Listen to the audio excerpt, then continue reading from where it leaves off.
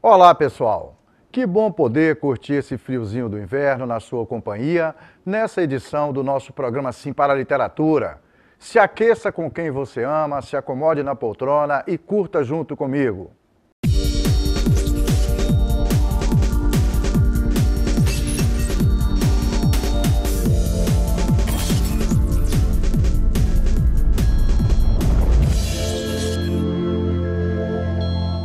No nosso programa Sim para a Literatura, entre outras informações, temos as colunas Dica de Leitura e Dica de Livro. Temos também as colunas Apaixonados pela Leitura, O Livro da Minha Vida, a participação de telespectadores, além de entrevista e muito mais. E nesta edição, que temos o prazer de compartilhar com vocês, vamos falar de literatura, de livros e do prazer da leitura. E claro, pois a literatura permite vivenciar experiências no espaço e no tempo, em tempos diferentes. A literatura, ela é aquela que estilhaça o tempo fechado, isto é, o tempo que é recluso no instante, no momento. A literatura nos coloca em outros lugares, em outros tempos, em outras eras, em outras pessoas. Nós vivemos na literatura aquilo que é a multiplicidade da vida. Por exemplo, todo ser humano sempre foi contemporâneo. Ninguém na história viveu fora da era contemporânea, cada um na sua. Mas o livro nos aproxima das outras contemporaneidades, nos coloca nos outros momentos em que outras pessoas estiveram e, ao mesmo tempo, a literatura nos traz para o agora, porque ela também lida com o nosso cotidiano. Então ela nos aproxima do aqui e agora e nos aproxima da história. Permite que a gente fantasie, que a gente medite, muitas vezes tenha, a emoção, em outros momentos a meditação, a reflexão. Em várias situações a literatura faz com que nós abstraiamos tudo que está à nossa volta e ela nos retira do espaço-tempo. E o contato com as histórias contadas nos livros pode ser uma experiência transformadora e libertadora. Acredito que a literatura, na minha própria experiência, ela é uma experiência libertadora. Quando eu estudava no ensino fundamental, eu não tinha o hábito de ler livros, mas depois que a professora de português passou um trabalho, ela me indicou um livro, eu me lembro o nome do livro até hoje, que é O Jogo da Memória. Eu li aquele livro e achei algo fantástico. E no ensino médio, peguei mais livros com professora de língua portuguesa, passei a frequentar a biblioteca e comecei a lendo, e isso se transformou em hábito. Então, isso é libertador porque amplia o nosso universo mental. Nós saímos do nosso e conhecemos do autor. Então, isso é muito bom, porque nós vamos conhecendo cada parte, cada fragmento de mentes que comporam, que fizeram, que desenvolveram, que escreveram, e nós pegamos isso para nós. São experiências que nós não precisamos tanto viver, como nós apenas lemos e absorvemos. Isso é transformador, é libertador. E essas mesmas histórias podem marcar nossas vidas e promover variadas emoções. Vamos para a nossa coluna O Livro da Minha Vida.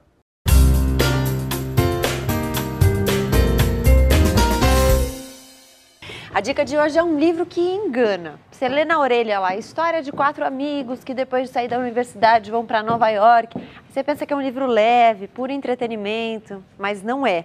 Estou falando desse livro aqui, Uma Vida Pequena. São 800 páginas, mas que você lê mais rápido do que imagina. De fato, é sobre 4 amigos, em especial um deles, Jude. A história gira em torno do presente e do passado dele. Ele passou por muitas coisas que eu não posso contar aqui, você vai descobrindo ao longo do livro, aos pouquinhos, quando ele era criança. Isso reflete diretamente no adulto que ele se tornou. O apoio dos amigos, as relações que ele vai construindo ou que ele deixa de construir por dificuldade de confiar nas pessoas, o vínculo forte com o trabalho, são todos aspectos da vida do Jude, aos quais a gente é apresentado com muita intensidade. E eu já aviso, viu? É bem triste o livro, mas tem aspectos muito interessantes. É uma história sobre amizade, sobre construir a própria identidade, sobre encontrar o seu lugar no mundo, mas também é um livro sobre o que significa ser norte-americano, ser um cidadão dos Estados Unidos. Então tem vários questionamentos aí sociais, não só das características psicológicas dos personagens. Vale a pena, não se assustem pelas 800 páginas que você lê rapidinho. E para a nossa entrevista dessa edição, a conversa é com o professor Bernardo Augusto. Ele é coordenador do curso de Direito da Faceli, a Faculdade de Ensino Superior aqui de Linhares. Além de um bate-papo sobre a importância do hábito da leitura para a atividade dos bacharéis em Direito, conversamos sobre um evento que será realizado nesta quarta-feira, 7 de agosto, numa parceria do nosso projeto Prazer da Leitura com o curso de Direito da Facere, mas que envolve também alunos e professores dos cursos de Administração e Pedagogia, sendo aberto para a comunidade. Nós estamos falando da palestra A Importância do Hábito da Leitura para a Formação do Cidadão Contemporâneo. Essa palestra será ministrada por Getúlio Marcos Pereira Neves. Ele é juiz de direito, poeta e escritor e presidente do Instituto Histórico e Geográfico do Espírito Santo. Para o professor Bernardo Augusto, o hábito da leitura é fundamental. A leitura, ela gera conhecimento, né? E sempre tem espaço para conhecimento. E você pode perceber, a pessoa que conhece, a pessoa que tem um grau cultural significativo, que é uma pessoa instruída educacionalmente, eu costumo dizer que não há dinheiro nenhum que compre. É uma pessoa que pode entrar em qualquer lugar, conversar olho a olho, né, como se diz, tato a tato, e ser respeitado. Então, quer dizer, além disso, lhe estimular, além de uma leitura, ela te dar embasamento para você trabalhar na área do direito e qualquer outras áreas, ela também te dá respeito. É com as palavras do professor Bernardo Augusto que finalizamos a primeira parte desta edição do nosso programa Sim para a Literatura. Daqui a pouco a gente volta.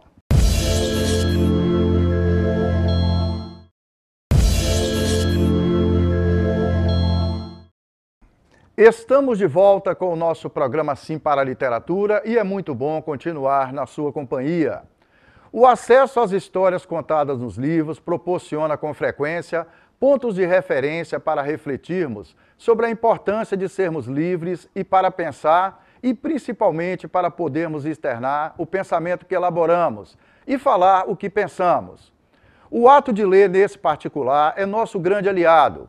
Eu tenho a satisfação de sugerir para vocês 4 dicas básicas para vocês adquirirem o hábito da leitura e o contato com os livros, na nossa dica de leitura desta edição.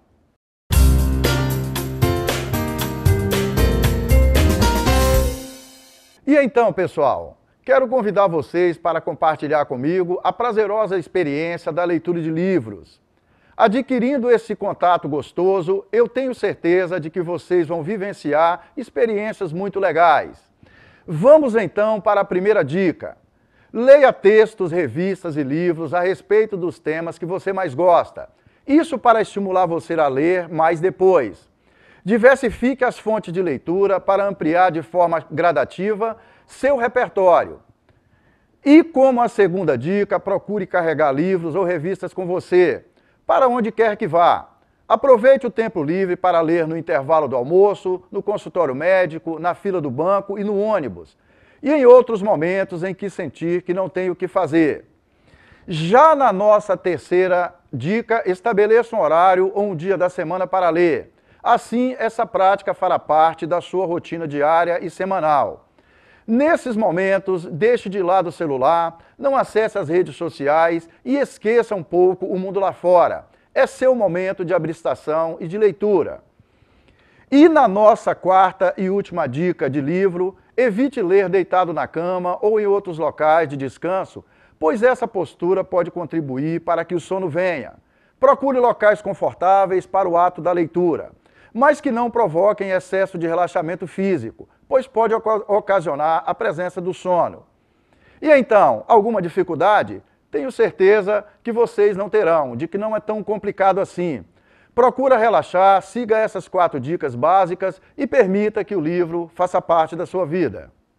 E para falar de livros e seus benefícios, é possível imaginar livros atuando no ambiente de guerra? Pois é, foi isso que aconteceu. Contamos com a participação da nossa parceira Patrícia Santos. Vamos que vamos na nossa dica de livro desta edição. O livro que eu vou indicar hoje se chama Quando os Livros Foram à Guerra. Ele fala sobre a Segunda Guerra Mundial. Começa com o momento de queima de livros que aconteceu na Alemanha em maio de 1933, onde alunos que apoiavam a Alemanha nazista realizaram um grande queima de livros em uma praça. E em contrapartida, os soldados dos Estados Unidos, a Força Armada Americana, ela utilizou o livro em apoio aos soldados contra as ideologias apresentadas pela Alemanha nazista. Então, o ambiente é Segunda Guerra Mundial, soldados recebem livros de doação, o país recebe uma grande mobilização de doação de livros, grandes bibliotecários também se envolvem nessa doação de livros, mas o ponto-chave é que eles... Já na nossa coluna Apaixonados pela Leitura, vamos trazer de volta uma matéria que publicamos aqui sobre pessoas que estão se reunindo para conversar sobre livros publicados por escritoras. Assista junto comigo. Então, o livro ele foi uma grande arma nessa guerra ideológica e ajudou no vencer a Segunda Guerra Mundial. E como vamos realizar um projeto em parceria com o curso de Direito da Facere, vamos ouvir as palavras de Jussara Carvalho sobre a importância do hábito da leitura. Ela é diretora-presidente da Facere, a Faculdade de Ensino Superior aqui de Linhares. Vamos que vamos! Olha, a leitura para mim é uma oportunidade de viajar por conhecimentos, por mundos diferentes que não estão tão próximos da gente. Eu diria também que a leitura, ela nos alimenta a alma, alimenta o nosso vocabulário, alimenta o nosso conhecimento de mundo. Então eu diria que a leitura é essencial, como outras coisas essenciais na nossa vida. Se eu pudesse colocar a leitura, né, ou o acesso à informação, porque eu diria que a leitura ele é uma possibilidade, como eu disse antes, de conhecer o mundo, conhecer outras ideias, conhecer aqui o pensamento de outras pessoas em relação ao assunto. E também nos dá a possibilidade de valorizarmos o nosso vocabulário, o nosso conhecimento, a nossa capacidade de transmitir também informação. Porque eu acredito que o conhecimento só se realize com a captura de informação. Então, eu acho que a leitura e tudo que advém desse mundo da escrita e da leitura é muito bom para a nossa formação e para o nosso desenvolvimento e crescimento intelectual, principalmente. O contato com a literatura pode promover o exercício da cidadania e desenvolver a consciência crítica nos cidadãos.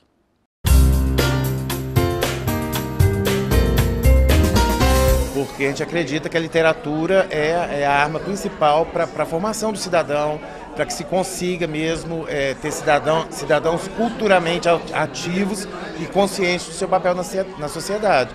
Então é importante esses eventos, é importante a congregação das academias, dos fazedores de cultura, dos promotores de cultura, para que a gente veja que o trabalho não é em vão, que a gente não está sozinho, né? A gente tem vocês fazendo trabalho aqui, tem lá em Vila Velha, tem em Serra, tem em Cariacica. Então são pontos, são focos em que está efervescendo a cultura e eu acho isso bacana.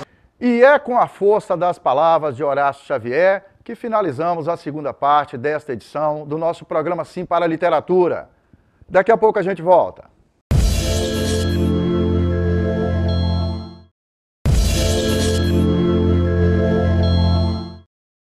Estamos de volta com o nosso programa Sim para a Literatura e é muito bom continuar na sua companhia. E vamos para a entrevista com o professor Bernardo Augusto. Ele é coordenador do curso de Direito da Facere, a Faculdade de Ensino Superior aqui de Linhares.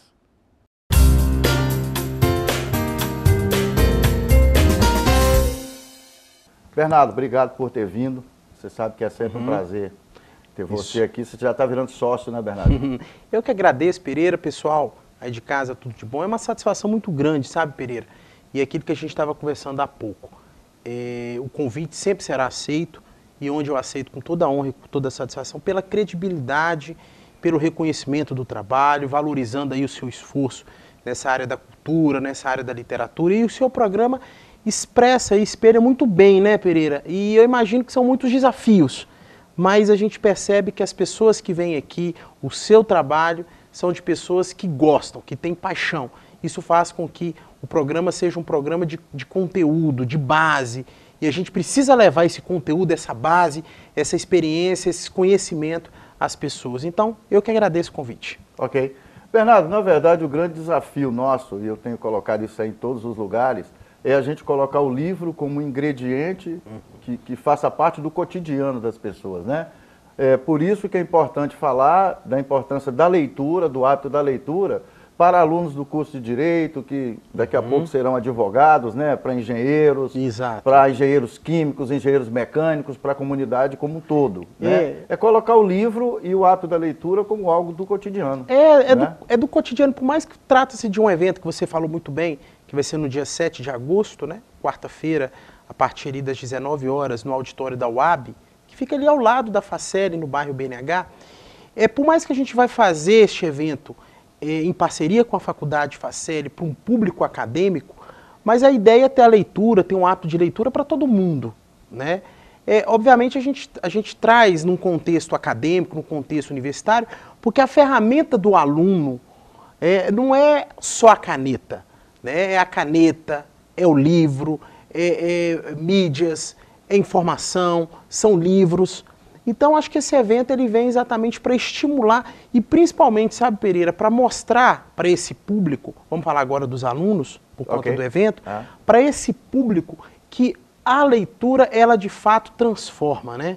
A leitura, de fato, ela muda. E falando para o direito, ela cria no aluno um raciocínio jurídico. Porque a gente costuma entender que o curso de Direito é um curso técnico, é um curso, igual nós falamos, positivado. Você tem que ler o que está na lei, mas o que está por trás da lei é uma interpretação. E para você saber interpretar, você tem que ter cultura. Para você interpretar uma lei, para você interpretar uma decisão de um juiz, para você interpretar uma jurisprudência, você tem que ter cultura. E essa cultura e essa interpretação, ela é despertada e aflorada pela leitura. Quanto mais leitura, mais possibilidade de interpretação. E mais possibilidade de ter vocabulário. Né? Porque também a arma, vamos assim dizer, a ferramenta do aluno e, consequentemente, do operador do direito é a caneta, é a leitura e, consequentemente, a escrita. É a palavra, né, Bernardo? E é a palavra. Então, eu acho que a gente está no caminho certo. E o evento, ele veio a calhar, sabe? Nós estaremos agora no meio do ano, agora hoje, que inicia essas aulas, entrando aí alunos de primeiro período dos 3 cursos de graduação. E um evento dessa natureza, a gente já mostra para a comunidade, mostra para esses alunos que a Faceli, de fato, preocupa com uma educação séria, uma educação de qualidade. E a gente já vai abrir, vamos dizer assim, esse segundo semestre de 2019 mostrando, olha, aluno, é importante você ler para formá-lo enquanto cidadão contemporâneo. Então, acho que esse evento ele vem no momento certo, para as pessoas certas e em um dos locais corretos, que é uma faculdade que tem que estimular esse tipo de leitura, né, Pereira? Eu assisti agora, recentemente, até no programa Roda Viva, né, da TV Cultura, há poucos dias atrás, a entrevista com o ex-ministro do Supremo Tribunal Federal, que é o Aires Brito, né? Certo. Que, pessoalmente, eu considero uma sumidade. E ele é um poeta, na essência, né? Poeta mesmo. E ele coloca, inclusive em outras entrevistas dele, que ele usa a chamada licença poética para a ação no direito. A atividade judicante ali no dia a dia dele, né? No dia a dia. Fica uma coisa mais bonita, não fica? Fica. E até a fala do Aires Brito, você vê que ele tem um embasamento de leitura de livros de literatura muito sólida, né? A ministra também, a ministra que foi agora até então presidente do Supremo. Do Supremo. Ela também tem... Carmen Lúcia. A ministra Carmen Lúcia assistiu a entrevista no Bial, lá na Globo. E ela fala muito dessa questão da poesia, de como a literatura, né, como a leitura contribuiu para essa formação sólida jurídica que ela tem. Né? E dessa linha de raciocínio, Pereira, a gente batendo um bate-bola aqui, nós estamos dizendo o seguinte, a leitura ela gera conhecimento, né? E sempre tem espaço para conhecimento.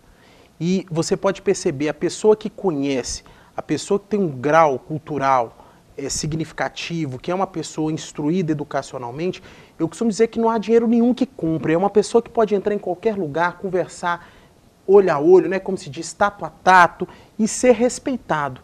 Então, quer dizer, além disso, lhe estimular, além de uma leitura, ela te dar embasamento para você trabalhar na área do direito e qualquer outras áreas, ela também te dá respeito. O meu pai, enquanto ele era vivo, ele foi durante muito tempo, praticamente a vida toda, professor universitário, já chegou a ser reitor de universidade, e ele falava comigo uma coisa que eu não esqueço.